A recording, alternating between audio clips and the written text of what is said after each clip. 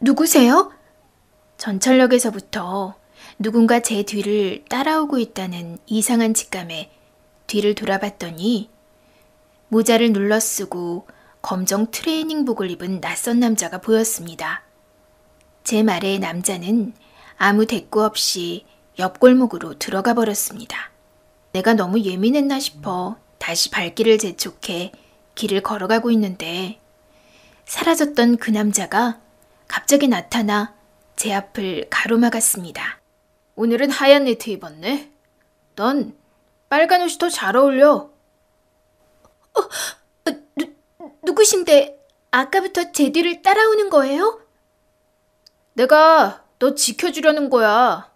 밤 10시 50분에 2호선 전철 내려서 10시 55분 편의점 지나서 11시에 세탁소 지나고 11시 10분에 5층 건물로 들어가잖아. 아니, 어떻게 제 동선을 다 아는 거예요? 계속 저 미행했던 거예요? 난 너 눈 뜨고 눈 감을 때까지 지켜보고 있어. 너 어제 아침 8시에 전철역에서 양복 입은 남자한테 푹 빠져서 실실거리며 잘만 웃더라. 그 남자한테 첫눈에 빠진 거야? 나 말고 다른 남자한테 어떻게 웃을 수 있어? 무슨 소리 하는 거예요? 어제 그 남자는 제 주머니에 있던 수첩이 떨어져서 주워줘서 고마워서 인사한 것 뿐이에요. 그 남자 전혀 안 좋아해요. 전 어떻게든 이 남자를 자극시키지 않으려고 애썼습니다. 괜히 화나게 하면 내게 무슨 짓을 저지를지 겁이 났습니다. 너 다시는 딴 남자 보고 웃지 마. 내가 얼마나 괴로운 줄 알아? 피가 거꾸로 솟아오르고 화가 나서 참을 수가 없단 말이야. 죄송합니다. 저 피곤해서 집에 가면 안 될까요? 너 맨날 밤 새벽 3시에 자면서 뭐가 피곤해? 나한테 거짓말이 통할 줄 알아? 아니, 잘 때까지 지켜본 거예요? 말했잖아. 내가 널 하루 종일 지켜주고 있다고. 근데 이제 안 되겠어. 뭐가요? 갑자기 남자의 얼굴 표정이 굳어지는 게 오싹했습니다. 네가 자꾸 내 신경을 거슬리고 있어서 도저히 못 참겠어. 여자는 말이야, 밤늦게 돌아다니면 안 되거든. 이제 내 옆에서 안전하게 있을 수 있도록 보호해주려고. 남자는 갑자기 제 목을 장갑 낀 손으로 압박했고 전 필사적으로 손을 깨물어서 도망쳤습니다. 야! 네가 나한테 이러면 안 되지! 내가 너 지켜준다고 했잖아! 남자는 제 뒤를 쫓아서 뛰어오며 소리를 질렀고 전 눈물 범벅이 되어서 정신없이 뛰었습니다. 밤늦은 시간이라 가게 문은 전부 닫혀서 어디 도움을 구할 곳도 없었어요. 인적이 드문 시간이라 길거리엔 사람 한 명이 없었고 골목엔 가로등도 없이 캄캄해서 더 으슥했습니다. 도와줘요! 도와주세요! 빌라들이 모여있는 골목에 접어들자 저는 뛰면서 주변에 도움을 요청했지만 아무도 창문을 열지 않았고 전 좌절감에 다리에 점점 힘이 풀렸습니다. 이대로는 남자에게 곧 붙잡힐 것 같았습니다. 남자의 발소리가 점점 가까이 들려왔고 전 그만 바닥에 넘어지고 말았습니다. 아, 이대로 나 끝나는 건가. 겁에 질려 오열을 하고 있는데 웬 카세트 음악 소리가 크게 들렸습니다. 그러더니 한 할머니가 제 앞으로 와서 크게 노래를 부르는 거였어요. 그랬더니 빌라 창문이 열리면서 거 좀 조용히 합시다. 밤에 길거리에서 뭐 하는 짓이에요? 아유, 죄송합니다. 제가 귀가 잘 안 들려서 음악 소리가 컸나 보네요. 남자는 멈춰서서 그 광경을 지켜보고 있었고 여러 집의 창문이 열리면서 사람들이 항의하면서 모두 저와 할머니한테 집중되었습니다.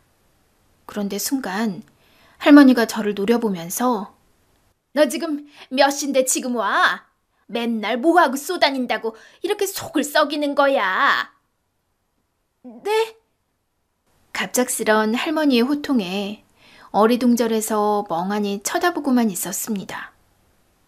이렇게 네 애비애미 속썩이고 앞으로 뭐가 되려고 그래? 그러면서 할머니는 제 손목을 낚아채서 끌었습니다. 할머니, 아파요. 아프긴 뭐가 아파. 집에 가서 단단히 홍구녕이 나봐야 정신 차리겠어? 안 되겠다. 집에 가자. 캄캄해서 할머니 얼굴은 잘 보이지 않았지만 저를 노려보는 눈빛이 너무나 무서웠습니다. 저는 순간 공포에 질려 온몸에 소름이 돋았고 우연히 만난 그 할머니는 제 인생을 바꿔놓았습니다. 오늘 그 할머니의 정체가 누군지 들려드리려고 합니다. 제 나이 25. 전 혼자 살고 있었습니다. 가족들이 같이 식당에서 밥을 먹거나 부모님 손을 잡고 걷는 아이들만 봐도 눈물이 날 정도로 그 모습이 너무 부럽습니다. 저희 부모님은 같은 공장에서 만나 20대 초반 어린 나이에 결혼을 하고 저를 낳았습니다. 가정 형편은 넉넉하진 않았지만 두 분은 서로 위해주고 저를 끔찍이 챙겨줬어요. 제가 6살 때 아빠는 다니던 직장을 그만두고 식당을 하려고 준비했습니다. 엄마는 그게 못마땅했어요. 요즘 같은 불경기에 무슨 식당을 하려고 그래요.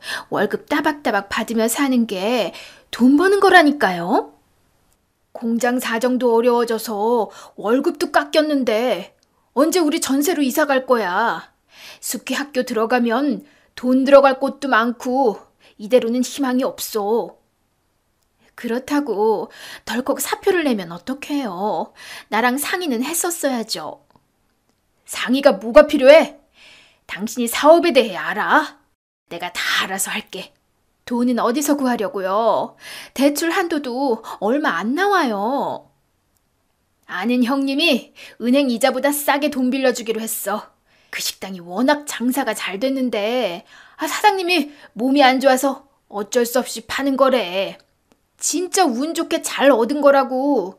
내가 며칠 동안 점심시간에 가게 밖에서 지켜봤는데 진짜 손님이 많이 들어가더라고. 장사 경험도 없는 사람이 어떻게 하려는지 걱정이에요. 당신 라면도 못 끓이는 사람이 음식은 어떻게 하려고요? 그건 걱정 안 해도 돼. 계약하면 사장님이 며칠 동안 레시피 전수해 주기로 했어. 그 식당 20년 동안 운영했다니까 노하우가 어마어마하지. 정말 믿을 만한 사람이에요? 요즘 워낙 이상한 사람들이 많아서. 아이 참, 왜 그래? 식당 시작도 하기 전에 자꾸 초칠 거야? 식당 하면 당신도 나와서 홀 서빙이며 도와줘야 돼. 직원 많이 들일 수는 없고 주방 아줌마 1명 두고 할 거니까. 당연히 제가 돕긴 도울 건데 영 불안해서요.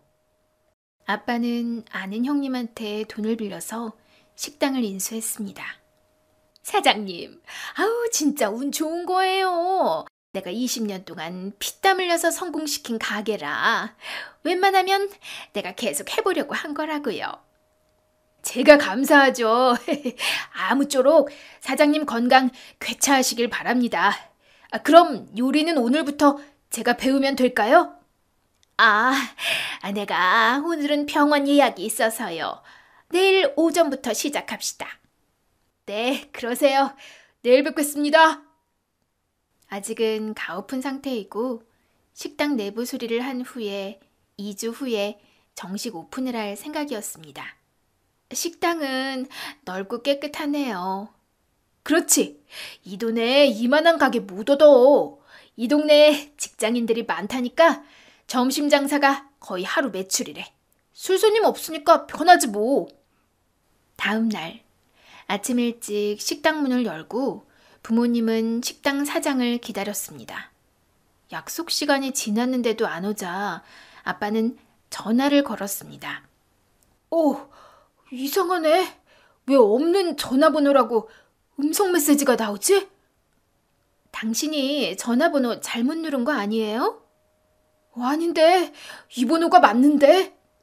하지만 계속 전화를 안 받아서 아빠는 이 식당을 처음에 소개해준 아는 형님에게 전화를 걸었습니다. 그런데 그 형님 번호도 결번이라고 자동음성 메시지가 나오는 거였습니다. 순간 아빠는 불길한 예감이 들어서 그 형님이 지내는 여관으로 갔습니다. 일 때문에 출장이 많아서 여관에서 지낸다고 했거든요. 하지만 형님을 만날 수 없었고 여관 주인 말로는 어젯밤에 급하게 퇴실했다고 합니다. 집에 급한 일이 있나? 왜 갑자기 간 거지? 이상하네. 나한테 연락도 안 하고. 좀 찜찜했지만 잊어버리고 다시 가게로 돌아왔는데 웬 낯선 사람이 와 있었습니다. 여보, 이 사람들이 이상한 소리예요. 자기들이 이 식당 주인이라면서요. 무슨 일이시죠? 제가 어제 이 식당 인수했는데요. 아니, 제가 판 적이 없는데 무슨 식당을 인수했다는 거예요? 기가 막혀서. 당신들 사기꾼 아니야? 사기꾼이란요. 여기 계약서 있잖아요. 이게 뭐야? 전혀 모르는 사람 이름이네. 이 건물이 세워진 게 5년밖에 안 됐는데 계약서에는 20년 전 날짜네? 이거 완전 가짜네. 당신들이 사기당했구먼. 네, 이 식당은 지 20년 됐다고 했는데. 여자는 식당 계약서를 보여줬고 부동산에 통화해서 사실 확인을 해줬습니다. 알고 보니 그 아는 형님이 가짜 사장을 내세워 허위 계약서를 작성한 거였습니다. 고스란히 식당 보증금을 날린 거였습니다. 아빠는 그 형님을 경찰에 신고했지만 이름도 가짜인지 주민번호 조회가 안 될 뿐더러 일정한 주거지가 없어서 주소도 안 나온다고 합니다. 그런데 며칠 후 집으로 건장한 체구에 남자가 찾아왔습니다. 당신이 이철민이시오? 네, 그렇습니다만 누구신지요? 김홍식 알죠? 이게 채무를 양도한다는 각서인데 잘 보시오. 채무라뇨? 그게 무슨 말이에요? 아빠가 그 형님에게 빌린 돈이 사채였던 겁니다. 사채업자에게 돈을 빌려서 아빠한테 돈을 빌려준 거고 잠적하면서 그 사채를 아빠가 고스란히 갚으라는 겁니다. 말도 안 되죠. 전 당신들 본 적도 없고 내가 왜 그 돈을 갚아야 되는 거예요? 그 사람한테 받으셔야죠. 아저씨 말귀를 못 알아듣네. 밑에 보라고. 아저씨가 양도 동의한다는 도장 찍혀 있잖아. 여보, 당신이 도장 찍었어요? 아니, 내가 무슨 도장을 찍어. 난 그런 적 없다고요. 난 아저씨가 도장 찍었든 안 찍었든 궁금하지 않다고요. 우린 이 서류만 본다니깐. 이렇게 버젓이 아저씨가 동의했는데 무슨 딴소리예요? 이제 생각났어. 형님이 식당 계약서 쓰면서 잠깐 필요하다면서 내 인감도장 빌려간 적 있는데 그때 찍었나 보네. 작정을 하고 나한테 사기를 친 거였어. 이제 알았으면 이 돈 갚으세요. 하루라도 빨리 갚는 게 좋을 거요. 하루하루 이자가 들어서 더 부담될 거요. 저희 그 사기꾼한테 당해서 식당 인수한 돈도 다 날려서 지금 돈 한 푼 없어요. 이 많은 돈을 저희가 무슨 수로 갚아요. 제발 도와주세요. 저희는 합당하게 빌려준 돈 받으려는 것뿐이에요. 우리 이상한 건달 취급하지 말라고요. 알겠으니 오늘은 이만 돌아가 주세요. 제가 지금 머리가 복잡해서 아무 힘이 없어요. 그럼 이번 주말에 올 테니까 돈 준비하시오. 내가 마음이 약해서 탈이라니깐. 오늘은 곱게 돌아가는데 다음부터는 나도 무슨 짓 저지를지 몰라요. 서로 얼굴 붉히는 일 없도록 합시다. 그 후 사채업자는 수시로 집에 찾아와서 돈 갚으라고 겁박을 줬고 결국 월세 보증금을 빼서 일부 갚아야 했습니다. 갈 곳이 없어서 여관에서 지냈고 아빠는 매일 술을 마시며 엄마에게 폭언을 퍼부었습니다. 돈 벌러 갈 생각은 안 하고 술만 마시니 엄마는 도저히 이대로 살 수가 없어서 이혼을 결심했습니다. 나 더 이상 이렇게 못 살아요. 돈 벌어서 빚 갚을 생각은 안 하고 매일 술 마시고 이게 뭐 하는 짓이에요? 사채빚보다도 난 당신이 이러는 게 더 못 견디겠다고요. 그래서 나랑 이혼이라도 하게? 그래, 이혼해. 다 가버려. 그렇게 부모님은 제 나이 6살 때 이혼을 하고 엄마는 다른 남자와 재혼했습니다. 아빠 혼자 저를 돌보게 되었고 여관에서 매일 컵라면을 먹고 옷도 잘 못 빨아 옷에서 냄새가 날 지경이었습니다. 아빠, 나 컵라면 먹기 싫은데 밥 먹으면 안 돼요? 뭐라도 주면 감지덕지 해야지. 뭐가 말이 많어. 한동안 폐인처럼 지내던 아빠를 여관에서 청소하는 아줌마가 잘 챙겨줬고 두 사람은 살림을 차리게 되었습니다. 수키야, 넌 이제 시골 할머니 집에 가서 살아야 돼. 왜요? 아빠는 같이 안 가요? 아빠는 아줌마랑 살 거야. 아줌마가 애가 셋이어서 너까지 돌봐줄 수 없어. 할머니한테는 말해놨으니까 고속버스 타고 정류장에 내리면 할머니가 나와 계실 거야. 아빠랑 같이 살면 안 돼요? 저 밥도 조금만 먹고 그 아줌마 말도 잘 들을게요. 나중에 아빠가 할머니 집에 찾아갈게. 차 시간 다 됐어. 아빠는 눈물을 애써 참으며 저를 고속버스에 태우고 버스가 떠나자 손을 흔들어 한참을 보고 계셨습니다. 그게 아빠의 마지막 모습이었습니다. 한참 만에 버스가 도착했고 친할머니가 마중을 나와 계셨습니다. 수키야, 오느라 고생했다.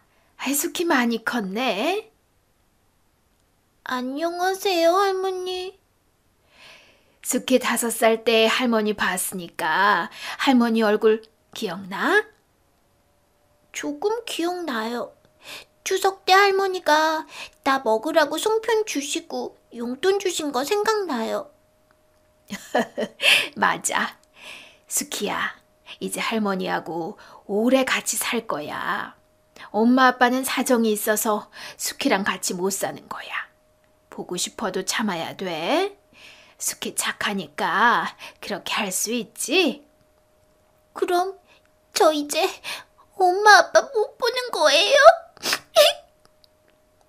아휴, 불쌍한 거. 할머니랑 오붓하게 살면 되지. 할머니가 사시는 집은 지은 지 100년도 넘은 낡은 흙집이었고 텃밭에서 채소를 키워 시장에 내다 팔아 그 수입으로 생활하고 있었습니다. 비록 가난했지만 할머니는 부모님 이상으로 저를 끔찍이 아끼시고 따뜻하게 해주셔서 저도 어느새 부모님을 잊게 되었습니다. 저는 어느새 초등학생이 되었고 할머니가 장사 나간 사이에 전 집안 청소며 설거지를 하면서 할머니가 덜 힘드시게 집안일을 도왔습니다. 스키야, 할미 왔다. 할머니, 오늘 장사는 잘했어요? 날이 추워서 그런지 시장에 사람이 별로 없더라고. 그렇구나. 내일 또 장사 잘하면 되죠. 할머니, 제가 누룽지 끓여놨으니까 얼른 드세요. 할머니 손이 얼음장 같아요. 그래, 우리 손녀가 끓인 누룽지 얼마나 맛있으려나? 음, 아유, 아유, 잘 끓였네. 맛있어. 여기 물김치랑 조개 구웠으니까 같이 드세요. 그래, 너도 같이 먹자. 할머니가 된장찌개 후딱 끓일 테니까 조금만 기다려. 신난다. 난 할머니가 만들어주는 된장찌개가 세상에서 제일 맛있어요. 할머니가 끓여주신 된장찌개와 누룽지, 김치와 깻잎 장아찌가 전부인 소박한 밥상이었지만 할머니와 같이 먹으니 꿀맛 같았습니다. 동네 사람들이 제가 부모 없이 할머니랑 사는 걸 안타깝게 생각하셔서 많이 도와주셨습니다. 반찬과 헌옷, 운동화까지 잘 챙겨주셨어요. 할머니는 운동회 날, 소풍날, 졸업식 때 한 번도 안 빠지고 엄마처럼 제 옆에 있었고 사진 속 제 옆에는 항상 할머니가 계셨습니다. 제가 고등학교에 올라간 지 얼마 안 돼 할머니 건강이 부쩍 안 좋아졌습니다. 기침이 잦고 몸살 기운으로 자리에 몸져 눕는 날이 많았습니다. 할머니, 많이 힘드시면 병원에 입원해요. 돈 아낀다고 될 문제 아닌 것 같아요. 병원은 무슨 며칠 푹 쉬면 나아. 안색이 너무 안 좋아서 그래요. 식사도 잘 못하시고 계속 기침만 하잖아요. 네가 사준 약 먹으면 기침도 덜하고 괜찮아. 원래 늙으면 입맛이 없어서 많이 못 먹어. 걱정 말고 넌 공부해. 고등학교 갔으니 이제 열심히 공부해야지. 그럼 할머니, 나 늦게까지 공부하면서 할머니 주무시는 동안 지켜볼 테니까 편히 주무세요. 뭐 불편한 거 있으면 바로 말씀하시고요. 오냐, 그러마. 우리 손녀가 옆에 있으니까 할미가 든든하네. 하지만 할머니 병세는 더 안 좋아지셨고 어느 날 밤 잠든 채로 세상을 떠나셨습니다. 동네 분들이 도와주셔서 할머니 장례를 잘 치르고 전 이 세상에 혼자 덩그러니 남게 되었습니다. 예전에 엄마가 힘든 일 있으면 연락하라고 준 전화번호가 생각나서 전화를 걸었습니다. 엄마, 나 수키야. 누구? 수키라고? 엄마, 엄마 보러 가면 안 돼? 너 지금 어디니? 나 시골 친할머니와 같이 살다가 얼마 전에 하늘나라로 가셔서 서울 왔어. 지금 고속버스 터미널이야. 아, 어머니가 어쩌다가... 나 잠깐만 엄마 얼굴 보고 갈게. 나 너무 힘들어서 그래. 그럼 내가 알려주는 곳으로 와. 너 혼자 버스 타고 올 수 있지? 전 엄마가 알려주는 주소대로 찾아갔고 그곳은 빵집이었습니다. 엄마가 절 기다리고 있더라고요. 어릴 때 보던 엄마 모습 그대로였습니다. 엄마! 전 엄마를 보자마자 눈물을 왈칵 쏟았고 엄마는 의외로 침착했습니다. 수키야, 너 먹고 싶은 빵 다 골라봐. 비싼 거 먹어도 돼. 팥빙수도 시킬까? 전 빵을 보자 기분이 좋아서 이것저것 빵을 골라 담기 시작했습니다. 그리고 허겁지겁 먹었고 엄마는 그런 저를 무거운 얼굴로 쳐다보고 있었습니다. 엄마는 안 먹어? 이거 맛있는데. 수키야, 엄마가 하는 말 잘 들어. 엄마 보는 건 오늘이 마지막이야. 엄마한테는 다른 아저씨랑 결혼해서 낳은 자식들이 있어. 수키 너보다 훨씬 어려서 엄마가 필요해. 엄마 지금 이대로 사는 게 행복하고 너 때문에 이 행복이 깨지지 않았으면 좋겠어. 너 지금 혼자라 힘든 거 아는데 엄마가 해줄 수 있는 게 없어. 무슨 말인지 알지? 그럼 나 엄마랑 살려고 오늘 보자고 한 거 아니야. 내가 그런 눈치도 없을까 봐? 나 이제 다 커서 혼자서도 잘 살 수 있어. 할머니와 살면서 살림도 하고 시장에서 같이 장사까지 했어. 나 걱정 안 해도 돼. 이 통장에 돈 조금 넣었어. 아저씨 몰래 엄마가 모은 돈이야. 이걸로 밥 굶지 말고 맛있는 거 사 먹어. 알았어. 이 돈 아껴서 잘 쓸게. 고마워. 더 주고 싶어도 줄 형편이 안 돼. 빵 다 먹었으면 일어나자. 엄마 식당에 일하러 가야 돼. 벌써? 더 있으면 안 돼? 10여 년 만에 엄마 얼굴 보는 건데. 너랑 이렇게 있는 거 엄마 불안해. 아저씨가 알까 봐. 그럼 엄마 먼저 갈게. 넌 천천히 빵 다 먹고 가. 엄마, 가지 마. 하지만 엄마는 매몰차게 밖으로 나갔고 한 번도 뒤돌아보지 않고 횡단보도를 건너가 버렸습니다.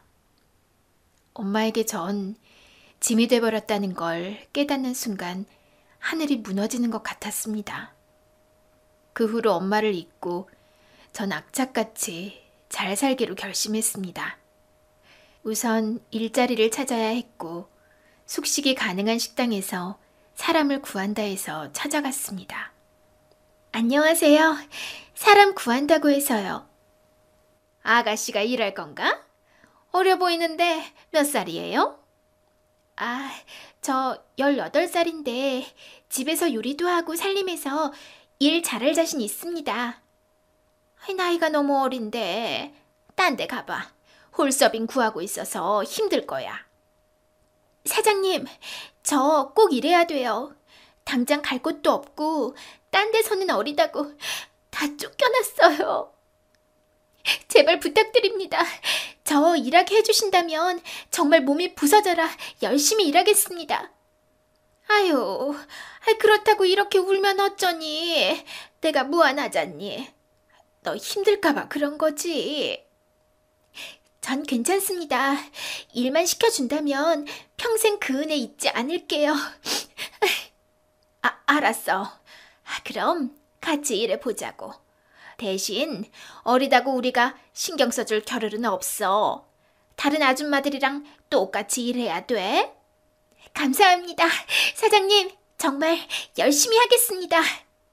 인심 좋은 사장님 덕분에 다행히 식당에서 일을 할 수 있게 되었습니다. 무엇보다 좋았던 건 식당에서 숙식을 해결할 수 있다는 거였죠. 식당은 산 중턱에 있어서 밤에 식당도 지키고 등산객 상대로 장사를 해서 새벽 일찍 일할 직원이 필요했던 거였습니다. 저는 주방 보조 겸 홀서빙, 식당 청소까지 도맡아 했습니다. 일이 힘들어 밤 10시에 장사를 마치면 방에서 쓰러질 듯이 골아떨어졌습니다. 그래도 매달 꼬박꼬박 돈을 모을 수 있어서 너무 행복했어요. 그렇게 낮에는 일을 하고 밤에는 고등학교를 졸업하기 위해 검정고시 준비를 했습니다. 할머니를 떠나보내고 어쩔 수 없이 고등학교를 그만둬서 다시 일반 고등학교를 다닐 형편은 안 되었거든요. 그렇게 2년 동안 식당에서 일하면서 돈을 모을 수 있었습니다. 검정고시를 합격하자 저는 다른 일자리를 알아보기 위해 식당 일을 그만뒀습니다. 사장님은 그동안 정이 들었다며 많이 아쉬워하며 언제든지 힘든 일 있으면 찾아오라고 퇴직금을 듬뿍 주셨습니다. 부모 없이 저 혼자라는 걸 알고 2년간 절 자식처럼 잘 챙겨주셨거든요. 저 혼자 살기에 괜찮은 고시텔을 알아봤고 서울대학교 인근에 있는 고시텔을 얻었습니다. 어떻게 오셨어요? 네, 방 있나요? 창문 있는 방은 40이고 창문 없는 방은 30이에요. 어떤 방 드려요? 창문 없는 방 주세요. 그럼 저 따라오세요. 마침 201호가 비었거든요. 고시텔이란 데에 처음 온 나는 문을 여는 순간 깜짝 놀랐습니다. 침대 책상이 전부였고 한 평 남짓되는 크기로 너무 좁았거든요. TV 볼 때는 이어폰 꼭 껴주시고요. 방에서 개인 취사는 안 되고 공동 부엌에서 간단한 요리 해 드실 수 있어요. 밥과 국, 김치는 저희가 제공하고 나머지 반찬은 각자 알아서 냉장고에 넣어 두시면 되세요. 화장실, 샤워실, 세탁실은 다 공동으로 사용하면 되고요. CCTV 있으니까 분실 걱정은 없어요. 지금 계약하시겠어요? 아, 네. 지금 바로 계약할게요. 짐이라고 해봐야 큰 가방 하나밖에 없어서 몸만 그대로 들어가서 고시텔에서 살게 되었습니다. 침대는 저 혼자 누우면 꽉 찰 정도였고 책상에 수납칸이 있어서 거기를 옷장으로 사용해야 했습니다. 방 안에 새로 된 긴 봉이 있어서 거기에 빨래를 널고 공간이 꽉 차서 다른 짐을 더 들여놓을 수도 없었습니다.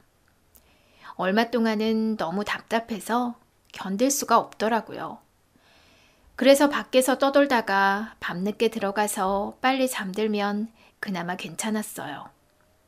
고시텔에는 제 또래부터 아줌마 아저씨까지 다양한 연령대가 살고 있었습니다. 주방에서 라면을 끓이고 있으니까 한 아저씨가 들어오더라고요. 괜히 겁이 나서 그럴 때면 라면도 못 먹고 다시 제 방으로 돌아와야만 했습니다. 전 대학에 들어가고 싶어서 입시 준비를 시작했습니다. 낮엔 학원에 다니고 저녁엔 학원 근처 편의점에서 일을 했습니다. 밤까지 일하다 보니 전철을 타고 늦게 고시텔에 왔고 그러다 이상한 남자한테 스토커를 당했던 겁니다. 위험한 순간에 저를 구해줬던 할머니를 보며 저는 공포에 질렸습니다. 제 팔을 꽉 잡아 끌고 아무 말 없이 걷더라고요. 할머니, 저한테 왜 이러시는 거예요? 할머니는 뒤를 돌아보더니 그제야 입을 열었습니다. 그 남자 갔나 보네. 많이 놀랐지? 아까는 그 남자가 보고 있어서 내가 가족인 것처럼 연기하느라고 좀 고약하게 굴었어. 미안해요. 아, 그러셨어요? 전 그것도 모르고 할머니가 저 납치하는 줄 알고 얼마나 무서웠다고요. 아유, 이 처자도 참 순진하구먼. 여기가 처자 사는 곳이지? 어떻게 아세요? 나도 여기서 살거든. 난 아가씨 몇 번 봤는데 나 모르나 보네. 고시텔이 있는 건물 앞에 오자 저도 그제야 마음이 놓이면서 할머니 얼굴을 보게 되었습니다. 환한 불빛에 보인 할머니 얼굴을 보고 저는 소스라치게 놀랐습니다. 할머니, 진짜 우리 할머니예요? 응? 왜 이래? 이제 연기 안 해도 된다니까. 나 친할머니처럼 연기 안 해도 돼. 죄송해요. 돌아가신 저희 할머니와 너무 닮으셔서 순간 제가 착각했어요. 그랬어? 할머니와 애틋했나 보네. 네, 어릴 때 부모님이 이혼하시고 할머니가 저를 키워주셨거든요. 몇 년 전에 돌아가셔서 이제 저 혼자뿐이에요. 아유, 처자 얼굴이 고와서 고생 안 하고 산 것 같더니만 많이 힘들었겠구먼. 참, 오늘 저 도와주신 거 너무 감사했어요. 할머니 아니었으면 저 큰일 날 뻔했어요. 다행히 내가 그리로 지나가서 망정이지. 얼마나 무서웠어. 그 길이 가로등도 없고 원래 좀 무서워. 내가 다른 길 가르쳐 줄 테니까 앞으로 그리로 다녀. 그 사람도 그걸 알고 처자를 노린 거네. 아무리 고함쳐도 요즘 사람들 신경도 안 써. 괜히 도와줬다가 해당할까 봐. 모른 척 하는 거지. 그런데 또 기가 막히게 고성방가에는 금세 반응하거든. 그래서 내가 시끄럽게 음악 틀고 노래 불렀던 거야. 아, 그러셨군요. 할머니 진짜 머리 좋으세요. 앞으로 저도 써먹어야겠어요. 그래, 누가 날 지켜주지 않아. 혼자 스스로 지켜야 이 험한 세상 살 수 있어. 많이 무서웠으니 내가 따뜻한 차 한 잔 끓여줄게. 옷 갈아입고 주방으로 와. 네, 할머니. 알고 보니 할머니는 제가 사는 고시텔 옆방이더라고요. 주방에 오니 할머니가 따뜻한 허브차와 떡을 주셨어요. 나 밤에 잠 안 오면 먹던 건데 이거 마시면 한결 마음이 편해질 거야. 아가씨, 이름이 어떻게 돼? 경황이 없어서 이름도 못 물어봤네. 이숙희예요. 제 방은 201호예요. 아, 201호구나. 내 옆방인지 몰랐네. 할머니는 여기 오래 사셨어요? 산지 좀 됐어. 여기가 우리 집이나 다름없어. 할머니처럼 연세 드신 분도 이곳에 사는 게 사실 좀 놀랍거든요. 자녀분들도 계실 텐데. 아유, 뭘 그렇게 알려고 그래. 숙희, 네 얘기나 해. 혼자서 생활비는 어떻게 벌어? 저 대입시험 준비하는데 낮에는 학원 다니고 저녁에 편의점 알바하면서 그걸로 생활하고 있어요. 좀 아꼈으면 그나마 살만하더라고요. 알바에서 번 돈이 얼마나 된다고? 밥이나 옳게 먹겠어? 내가 틈틈이 먹을 거 챙겨줘야겠구먼. 할머니는 하루 종일 여기 있으면 안 답답하세요? 난 여기 있는 게 마음 편해. 혼자 TV 보고 밥 먹고 잠자고. 누가 간섭할 사람이 없잖아. 아유, 모처럼 나도 사람과 얘기하느라 수다쟁이가 다 됐네. 할머니와 얘기하니까 저도 좋아요. 저도 어쩔 때는 하루 종일 한마디도 안 할 때가 많았거든요. 사람 만날 일도 없고 맨날 혼자니까요. 할머니가 친구 같아서 좋네요. 그래, 우리 친구하지 뭐. 우리 그럼 각자 방 찾아갈 때는 신호 하나 정할까? 여긴 복도에서도 조용해야 돼서 노크를 딱, 따다딱 이렇게 4번 하는 거지. 그럼 문 열어주는 걸로. 아, 딱, 따다딱? 괜찮네요. 역시 할머니 똑똑하셔. 그걸 갑자기 생각하신 거예요? 내가 학교 다닐 때 공부 잘한다는 소리는 좀 듣긴 했지. 할머니는 연세에 맞지 않게 유머러스하고 유쾌하실 뿐더러 시사, 경제, 정치까지 모르는 게 없을 정도로 박학다식했습니다. 어느 날 방안이 답답해서 주방에 나와서 공부하고 있는데 할머니가 나오셨더라고요. 공부하니? 할머니 오셨어요? 진짜 전 공부 체질이 아닌가 봐요. 특히 수학은 해도 해도 모르겠어요.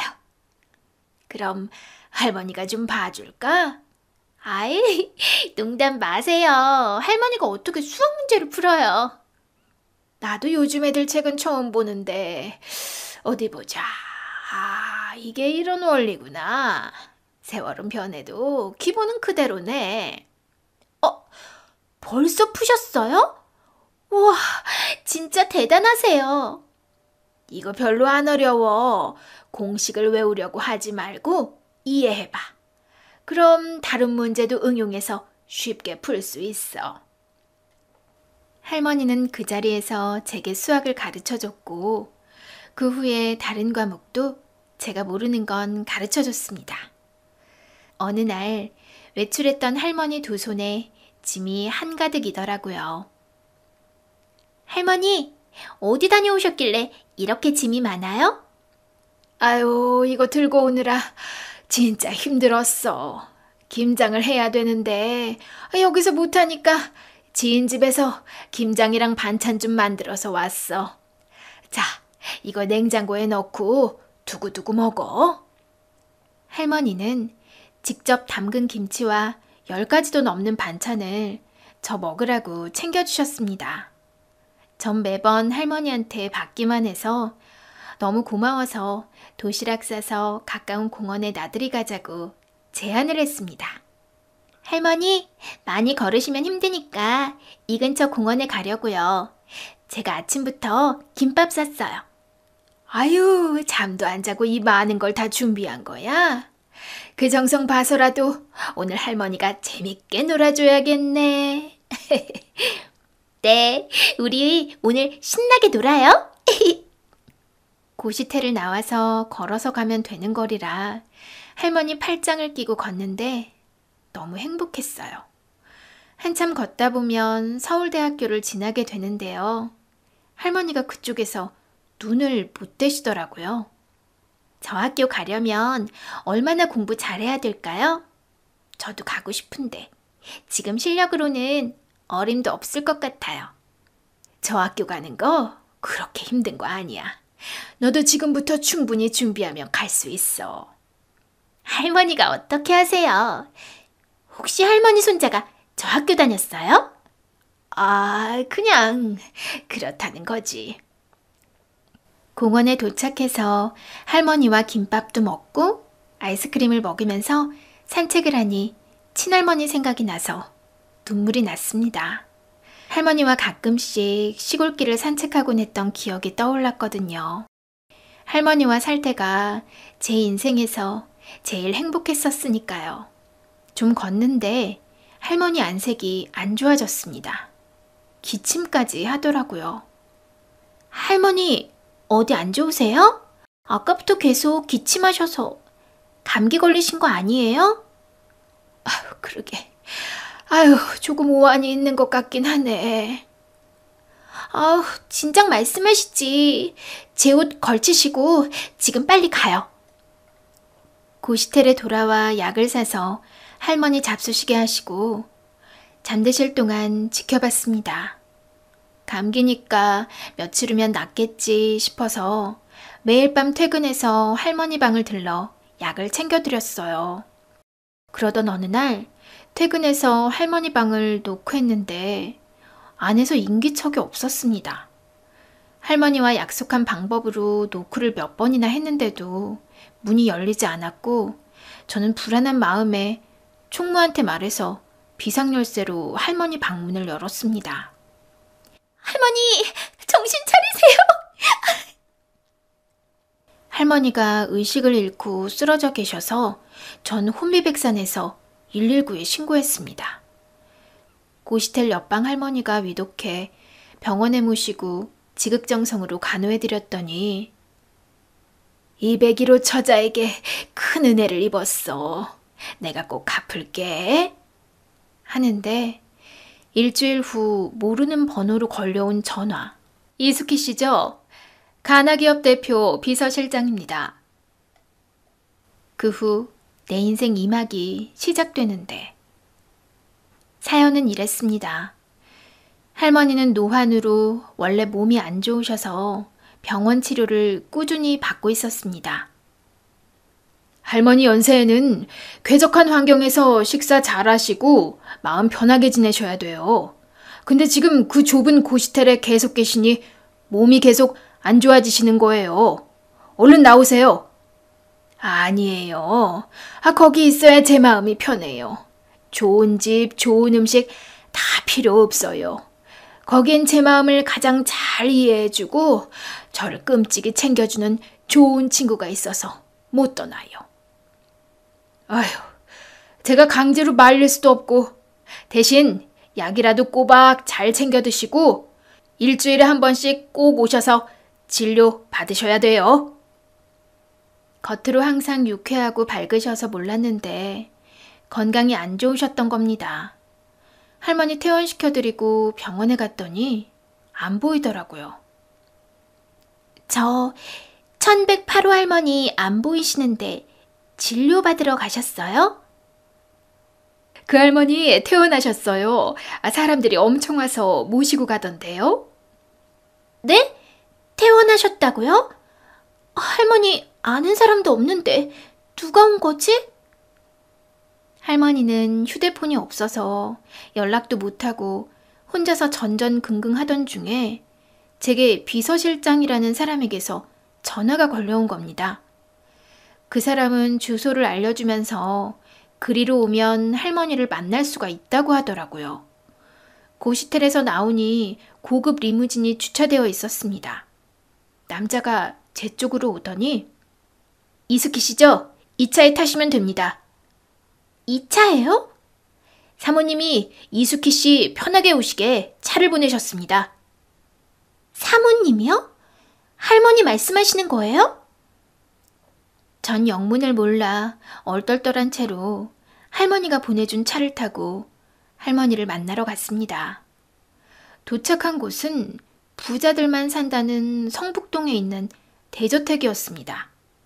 운전기사가 안내해주는 대로 집에 들어가니 넓은 마당과 고급 건물이 한눈에 들어오는데 텔레비전에서 보던 그 재벌집과 같았습니다. 눈이 휘둥그레져서 집 안으로 들어가니 할머니가 보였습니다. 우아한 융 원피스를 입은 낯선 모습에 할머니를 못 알아볼 뻔했어요. 할머니 맞으세요? 아이, 내가 너무 예뻐져서 깜짝 놀랐나 보네. 아, 네. 너무 다르셔서요. 여긴 어디예요? 그동안 숙희 너한테 말 못했는데 여기가 우리 집이야. 네? 이 으리으리한 궁궐 같은 집이 할머니 집이라고요? 많이 놀랐어? 사정이 있어서 고시텔에서 살게 되었어. 우선 얘기는 나중에 하고 배고프지? 할머니가 맛있는 거 많이 했으니까 이것부터 먹어. 너 몸보신 시켜주려고 내가 오늘 새벽 시장 가서 해산물이며 고기까지 싹 다 사와서 한 거야. 김집사, 지금 식사할 수 있게 테이블 세팅해. 네, 사모님. 안 그래도 지금 다 차려놨어요. 국만 끓이면 됩니다. 수키야, 얼른 먹어. 네가 뭐 좋아하는지 몰라서 해산물, 고기, 양식 다 준비했어. 우와, 상다리 부러지겠네. 이 많은 걸 저 혼자 다 먹으라고요? 이 정도는 먹어야 힘내서 공부도 잘하지. 꼭꼭 씹어서 천천히 먹어.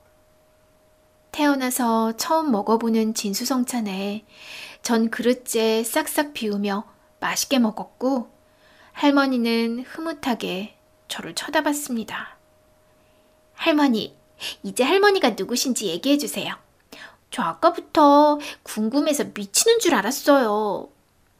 하긴 고시텔에 살던 불쌍한 할머니가 갑자기 고급 승용차에 대저택에 사니 얼마나 놀랐겠어. 그럼 얘기 보따리 풀어볼까? 할머니의 정체가 궁금했던 터에 하나씩 비밀이 풀리기 시작했습니다. 할머니는 가난한 부모님 밑에서 어릴 때부터 시골에서 농사를 지으며 5 동생을 돌보며 힘들게 살았습니다. 워낙 영특해서 천재 소리를 들었고 학창시절에 공부를 잘해서 장학금을 받고 서울대 법대에 진학했습니다. 할머니가 서울대를 진학할 때 아련하게 쳐다본 이유를 이제야 알 수 있었습니다. 서울대가 할머니 모교였다니 너무 놀라웠어요.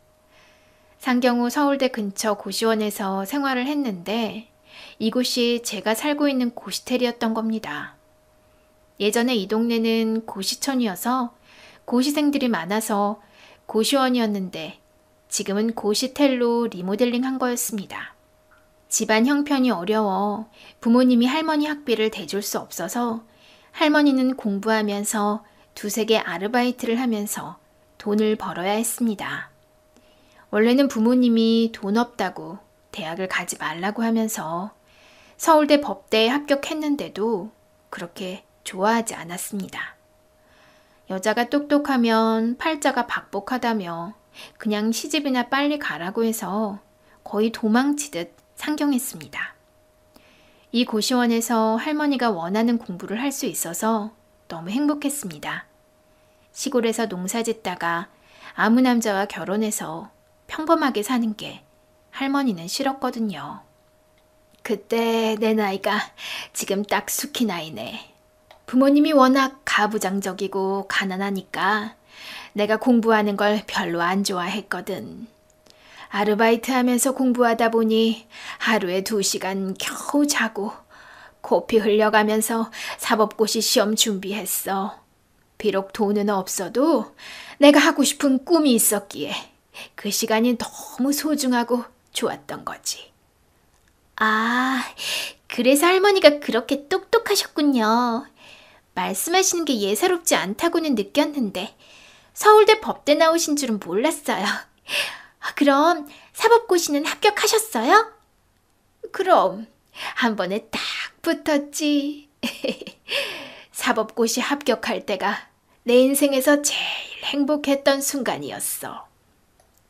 사법시험에 합격한 후 할머니는 변호사가 되셨고 워낙 능력이 좋아서 주위의 평판도 좋았습니다.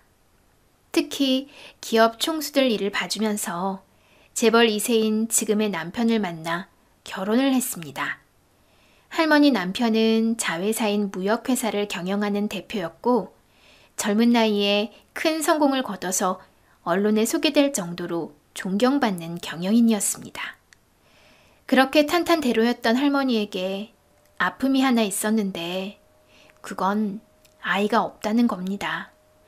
어릴 때부터 몸이 약해 잔병치레가 많았던 할머니는 임신이 잘 되지 않아서 좋은 약과 고가의 치료 장비를 동원해 임신하려고 몇 년 동안 노력했음에도 아이는 생기지 않았습니다. 여보, 우리 이제 그만 끝내자. 아이 없으면 어때? 우리끼리 서로 위해주고 행복하게 살면 되지. 당신 산부인과 다니면서 치료받는 거 보면 내가 안쓰러워 못 보겠어. 그래도 당신 집안 대를 이을 아이는 있어야 하는데 당신한테 너무 미안해요. 그게 무슨 미안할 일이야. 대신 당신같이 착하고 현명하고 살림 잘하는 여자가 나랑 결혼해준 게 내가 감사하지. 두 분은 중매로 결혼했지만 할머니에게 잘했고 자상한 남편이었습니다. 할머니는 결혼 후에도 변호사 일을 하며 커리어를 쌓아갔습니다. 어느덧 세월이 흘렀고 할머니는 은퇴를 안 하고 현역에서 계속 일을 했습니다. 일하는 게 할머니에겐 삶의 원동력이었거든요. 기업 대표 사모님이면 대부분 일은 그만두고 살림하면서 남편 내조하는 게 정석인데 할머니는 남달랐습니다. 그러다 보니 살림은 가정부에게 거의 맡기고 야근과 출장이 잦아서 남편과 불화가 생기기 시작했습니다. 자상하던 남편은 어느덧 할머니에게 소원해졌고 두 사람은 대화가 사라졌습니다. 그러던 어느 날 서류를 놓고 간 게 있어서 잠깐 집에 들렀는데 집에 젊은 여자가 3살 정도로 보이는 남자아이와 같이 남편과 얘기하고 있었습니다. 재훈아, 아빠 해봐. 아빠? 이 녀석 똘망똘망한 게 어릴 때 나를 빼다 닮았네. 그 말을 듣고 할머니는 심장이 쿵쾅거리고 머리가 새하얘졌습니다. 현관문을 열고 들어가서 당신 나 몰래 이 여자랑 바람 피운 거야? 혼외자까지? 여보, 당신이 어떻게 바람이라니 말도 안 되는 소리야. 오해야 여보. 진정하고 내 말 잘 들어봐. 이 애 얼굴 봐. 눈썹하고 인매 콧날까지 당신 판박이야. 이래도 계속 거짓말 할 거야? 사모님, 그거 아니에요. 너 은혜 눈앞에서 당장 꺼져. 너 안 가면 아이 앞에서 험한 꼴 당할 줄 알아. 여자는 울면서 아이를 데리고 나갔고 할머니는 오열을 하면서 짐을 싸고 집을 나왔습니다. 너무 충격을 받아서 막상 나오긴 했지만 호텔 같은 데 있으면 언론에 노출된 신분이라 사람들이 알아볼까봐 호텔에 가지도 못하고 갈 데가 없었습니다. 그때 생각난 것이 고시 준비할 때 생활했던 고시원으로 갔던 겁니다. 남편이 젊은 여자랑 바람 피운 거 알고 내가 눈이 뒤집혀서 너무 괴로웠어. 그때 생각난 게 내 인생에서 제일 행복했던 순간이었던 고시생이었을 때가 생각난 거지. 그곳에 가서 다시 예전에 행복했던 순간을 느끼고 싶었어. 그러면 내 분노를 억누를 수 있을 것 같았거든. 진짜 거짓말처럼 고시원에서 생활하면서 마음이 편해지더라고. 그러다가 숙희 너 만나면서 건강도 많이 좋아졌고 사는 게 즐겁더라고. 그럼 어떻게 다시 집으로 오시게 된 거예요? 남편분 그렇게 원망하셨다면서요. 그게 다 사연이 있지. 할머니가 사라지자 남편분은 사설 업체를 통해서 할머니 행방을 찾아다녔지만 결국 찾지를 못했습니다. 할머니는 너무 화가 나서 다시는 집에 돌아가지 않으려고 카드는 없애버리고 현금만 썼고 휴대폰도 없애버렸던 겁니다. 할머니 통장에 수십억이 있어서 생활하는 데는 전혀 문제가 없었죠. 그렇게 몇 년이 흐른 후 건강이 안 좋아지자 행여 갑자기 세상을 떠나기 전에 아무리 남편이 미워도 얼굴이나 한번 보자는 마음에 집을 찾았고 먼 발치서 남편이 오기를 기다렸습니다. 그랬더니 집안에서 남편과 그 여자, 아이가 함께 나오는 거였습니다. 저것들이 아직도 만나? 인간도 아니야. 와이프는 집 나가서 살았는지 죽었는지 걱정도 안 된단 말이야. 할머니는 분노가 치밀어서 오열을 했고 집 쪽으로 가려는 순간 차 한 대가 집 앞에 멈춰 섰습니다. 여보, 오래 기다렸어? 아니, 방금 나왔어. 오늘 회장님이 우리 재훈이 생일이라고 선물을 어찌나 많이 주시던지 너무 고맙지 뭐야. 자네, 우리 재훈이랑 경이 행복하게 해줘야 돼. 내가 두 사람 오작교 역할한 거 알지? 나 양복 하나 사줘야 돼. 양복뿐이겠습니까? 회장님은 제 은인이신걸요. 아내 잃고 회사도 그만두려고 했는데 회장님이 절 잡으시며 이 사람 소개시켜준 거잖아요. 이렇게 재혼까지 하게 되고 다 회장님 덕분입니다. 맞아요. 저 미혼모라고 주변에서 눈총받으며 재훈이 혼자 데리고 살았는데 재훈이가 아파서 병원에 있는데 봉사하러 오셨다가 재훈이가 회장님 어렸을 때와 똑 닮았다며 잘해주셨잖아. 그랬지. 어떻게든 재훈이 병 빨리 낫게 해주고 싶었어. 회장님이 매달 병원비며 후원금 주셔서 재훈이 완쾌되고 저희 살 집도 마련해 주셔서 얼마나 감사한지 몰라요. 근데 사모님께서 오해하셔서 그렇게 집 나가시고 너무 죄송해요. 할머니는 머리를 한 대 맞은 것처럼 충격을 받았고 그 사람들 앞에 섰습니다. 지금 이게 다 무슨 소리예요? 아니, 당신 돌아온 거야? 잘 왔어, 여보. 설명을 해보시라고요. 그때 아이가 당신한테 아빠라고 했잖아요. 사모님, 그건 제가 정말 잘못했어요. 제가 미혼모라 아이한테 아빠가 없다 보니 아이가 태어났다고 회장님이 맛있는 식사 대접해 주신다고 그날 간 거거든요. 아이한테 소원이 뭐냐고 회장님이 물으시니 아빠라고 한번 불러보는 거여서 그렇게 아빠라고 부른 거예요. 진짜 오해세요, 사모님.